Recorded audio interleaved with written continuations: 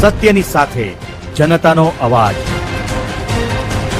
નમસ્કાર અને 24 ન્યૂઝ નેટવર્કમાં આપનું સ્વાગત છે। ગુજરાતના સૌથી મોટા સમાચાર આજની બ્રેકિંગ ન્યૂઝ છે। ગાય માતાને રાષ્ટ્રમાતા જાહેર કરવાની ગૌહત્યા પર સંપૂર્ણપણે પ્રતિબંધની માંગ સાથે વ્યારામાં હિન્દુ સમાજનું વિશાળ આવેદન। સમગ્ર ભારત વર્ષમાં ગાય માતાને રાષ્ટ્રમાતા જાહેર કરવા તેમજ ગૌહત્યા પર સંપૂર્ણ પ્રતિબંધ મૂકવા ચાલી રહેલા ગૌહત્યા પર સંપૂર્ણ પ્રતિબંધ મૂકવા માટે રાષ્ટ્રવ્યાપી જનજાગૃતિ અભિયાનના ભાગરૂપે આજે તાપી જિલ્લાના વ્યારા ખાતે હિન્દુ સમાજ દ્વારા વિશાળ આવેદન કાર્યક્રમ યોજાયો હતો।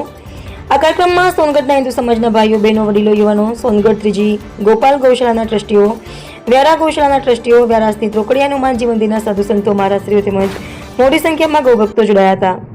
વ્યારા રોકડિયા હનુમાનજી મંદિરથી તાપી જિલ્લા સેવા સદન સુધી શાંતિપૂર્ણ રેલીનું આયોજન કરવામાં આવ્યું હતું। રેલી દરમિયાન ગાય માતાને રાષ્ટ્રમાતા જાહેર કરો, ગૌહત્યા બંધ કરો અને ગૌ માતાનું સન્માન દેશનો અભિમાન જેવા સૂત્રોચ્ચારથી સમગ્ર વિસ્તાર ગુંજી ઉઠ્યો હતો। બાદમાં પ્રતિનિધિમંડળે તાપી જિલ્લાના કલેક્ટર દેવ ચૌધરીને આવેદનપત્ર પાઠવીને ગાય માતાને રાષ્ટ્રમાતા જાહેર કરવા દેશભરમાં ગૌહત્યા પર કડક અને સંપૂર્ણ પ્રતિબંધ લાદવા તથા ગૌ સંરક્ષણ માટે વધુ અસરકારક કાયદાકીય પગલાં ભરવાની માંગ કરી હતી। જિલ્લા કલેક્ટર દેવ ચૌધરીએ આવેદનપત્ર સ્વીકારી રજૂઆતને સરકારના સંબંધિત સ્તરે પહોંચાડવાની ખાતરી આપી હતી।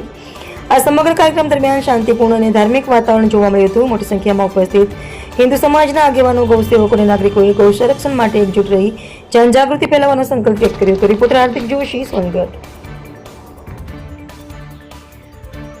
નમસ્કાર મિત્રો, હું છું હાર્દિક જોશી, 24 ન્યૂઝ દક્ષિણ ગુજરાત તાપી। મિત્રો, આપણા આજે 33 કરોડ દેવી દેવતાઓ ગણાતા એવા ગૌ માતાને રાષ્ટ્રમાતા ઘોષિત કરવા માટે આજે સમગ્ર ભારત વર્ષમાં ખૂબ જ આવેદનો પત્ર પછી બધાની સહીઓ કરવામાં આવે છે। તે પ્રકારે આજે સોનગઢ શ્રીજી ગોપાલ ગૌશાળાના ટ્રસ્ટીઓ, સોનગઢ હિન્દુ સમાજ, વ્યારા ગૌશાળાના આગેવાનો, વ્યારાના હિન્દુ સમાજના લોકો આજે કલેક્ટર કચેરીએ કલેક્ટર સાહેબને આવેદનપત્ર આપવા આવ્યા છે। ત્યારે આપણે એમની સાથે વાત કરીશું કે એ લોકો શું કહેવા માંગે છે। તો ચાલો આપણે શ્રીજી ગોપાલ ગૌશાળા સોનગઢ નગરના હિન્દુ સમાજના આગેવાનો, વ્યારાના હિન્દુ સમાજના આગેવાનો, બહેનો તથા વડીલો બધા જ અહીંયા વ્યારા કલેક્ટર કચેરીએ આવેદનપત્ર આપવા આવ્યા છે। ત્યારે આપણે આગેવાનો સાથે વાત કરીશું। શ્રી રામલાલભાઈ, આપ આજે આ કલેક્ટર સાહેબને આવેદનપત્ર આપવા આવ્યા છે, તો આપ કલેક્ટર સાહેબને શું રજૂઆત કરવાના છો? એક રજૂઆત કરવા માંગીએ છીએ કે અમારે ગૌ માતાને સન્માન મળે, ગૌ માતાની કતલ બંધ થાય, ગૌ માતા માટે જે ગૌશાળાઓ ચાલે છે તેમને નિયમિત એમને ભરણ પોષણ માટે ખર્ચો મળે અને ગૌ માતાને રાષ્ટ્રમાતા ઘોષિત કરે, એ જ અમારા પ્રશ્નો છે।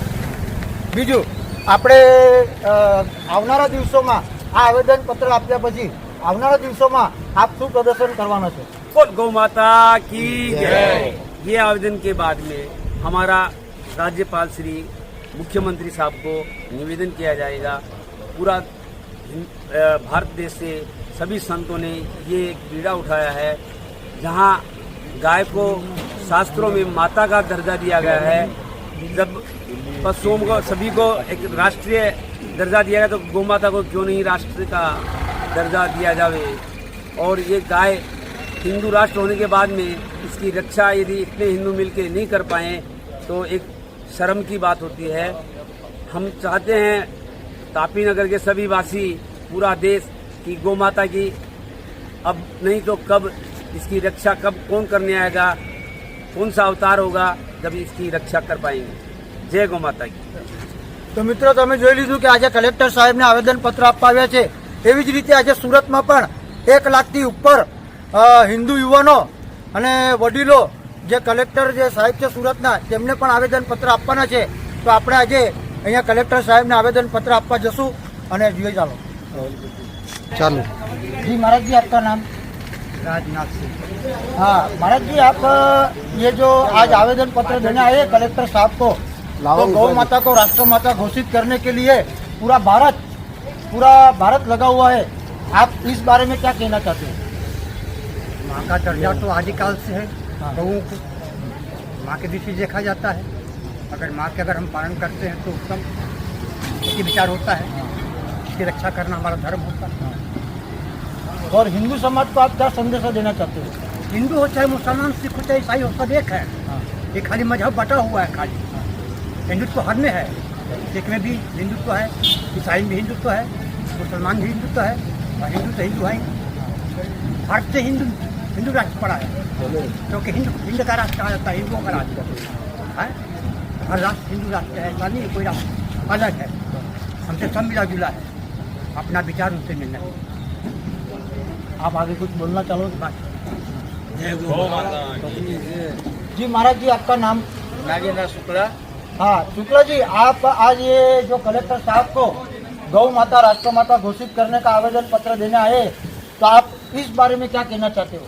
हमारा यही है कि सब सनातन धर्मी एक हों और गौ माता की सम्मान के लिए सब लोग जो है सनातन धर्म और भारत को हिंदू राष्ट्र घोषित किया जाए, गौ माता को राष्ट्र माता घोषित किया जाए। इसके लिए जो हम लोग जो भी धर्मावलंबी हैं, सनातन धर्मावलंबी हैं, जो कुछ बलिदान देना पड़ेगा हम लोग देंगे। और माननीय कलेक्टर साहब का गौ सम्मान यात्रा तो निकाली गई है गौ माता के सम्मान के लिए, इसलिए हम लोग जो है भारत सरकार और गुजरात सरकार को आवेदन पत्र देना चाहते हैं माननीय कलेक्टर साहब के माध्यम से, और गौ सम्मान हो, गौ माता की रक्षा हो, ये हम लोग का कहना है। सब हिंदू सनातन एकत्रित हो, भारत को गौ माता जो गौ राष्ट्र सनातन धर्म की रक्षा हो। बोल गौ माता की जय। જેવી રીતે તમે જોયું મિત્રો કે સમગ્ર હિન્દુ સમાજના વડીલો, ભાઈઓ, બહેનો ગૌ માતાને રાષ્ટ્રમાતા ઘોષિત કરવા માટે ખૂબ જ મહેનત કરી રહ્યા છે અને આવનારા દિવસોમાં પણ રાજ્યપાલ અને મુખ્યમંત્રીને આવેદનપત્ર આપશે એવું કહી રહ્યા છે. આપણે જોઈએ આગળના ન્યૂઝ. નમસ્કાર.